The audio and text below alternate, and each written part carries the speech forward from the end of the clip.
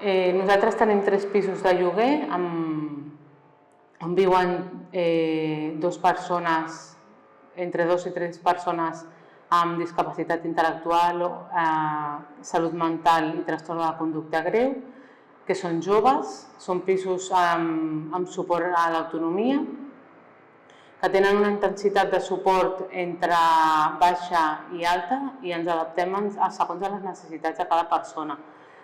Els acompanyaments els fem educadors socials, que som un equip interdisciplinar, que hi ha educadors socials, psicòleg i treballadora social, i aleshores treballem de dilluns a dijous amb aquest suport, que el donem a les tardes perquè les persones estan treballant de matins.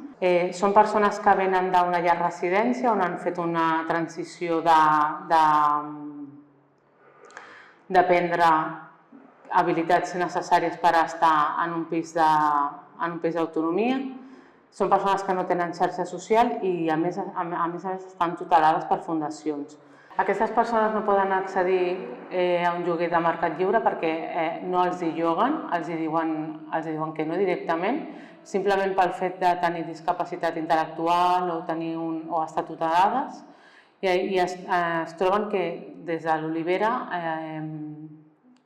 els hi fem aquest lloguer que després sí que poden accedir. Aquesta manera que puguin accedir a la vivenda i a tenir l'autonomia és potser un dels resultats més grans que obtenim. Són persones que, si tenim en compte la seva trajectòria de vida, que és venir d'un CRAE que és institucionalitzat, passen a una residència que continua estant institucionalitzada, que sí que és més oberta, però tot i així és normativa, educador 24 hores i sí que poden escollir més, però fer el trànsit cap a un pis on ja no hi ha educadors dormint amb ells, on ja poden escollir què volen, què no volen, què és el que quan entren i quan surten, doncs aquest és el màxim resultat que podem obtenir de poder viure en un pis. I el que sí que ens ofereix aquests pisos és que la persona pugui viure amb la seva llibertat, amb la seva... que pugui decidir com viure, amb qui viure i què fer, perquè fins ara, fins que no ha arribat a aquest punt, no ho ha pogut fer. I és un procés supermaco el fet de veure com aquests joves amb 21, 22 anys o 23 arriben al pis, arriben molt espantats perquè fins ara han estat superacompanyats i sempre se'ls ha dit has de posar la rentadora, has de fer això, has de fer allò altre, i de cop i volta no hi ha ningú que els digui has de fer això, has de fer allò altre, i ho fan. I tenen el seu pis net, decideixen com volen que sigui la decoració, decideixen com volen que sigui la seva habitació, decideixen com volen que sigui el color de les seves parets, que tot això són processos que semblen com molt banals, però el fet de decidir és supercomplex. I el que et posin davant teu la possibilitat d'escollir què vull sopar amb 23 anys, que no ho has pogut dir mai, aquests nois flipen.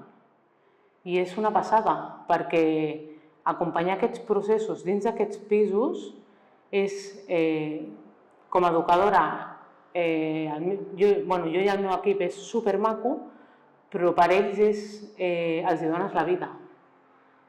És que els estàs donant la possibilitat de ser ells mateixos i els dones la possibilitat, no nosaltres, o sigui, tenen la possibilitat de ser. I és la desinstitucionalització. És que és el camí cap a la desinstitucionalització. Sí que és cert que tenen un educador al costat que els està acompanyant dient ei, com ho portes, què tal, com et va, com et sents, perquè no pots deixar sola aquesta persona de vinga, va, te'n vas d'un pis i ja em desentenc. No, o sigui, necessiten algú que, ei, mira, doncs el lavabo es neteja d'aquesta manera, com creus? Com creus que es pot fer? Amb quins productes? Anem a fer xarxa al barri, que et coneguin, que coneguis les botigues, es fa aquest acompanyament, però ells escullen a quina botiga van, quin producte fan servir, de quina manera ho netegen, si ho volen fer amb una velleta d'aquestes de microfibra o ho volen fer amb una samarreta vella. Són decisions que fins ara no les han pogut fer, però al pis sí, al pis ho poden fer. Poden escollir si tenen el sofà a la dreta o a l'esquerra. A la residència no poden escollir, però al pis sí. I aquests processos d'autodeterminació són fonamentals.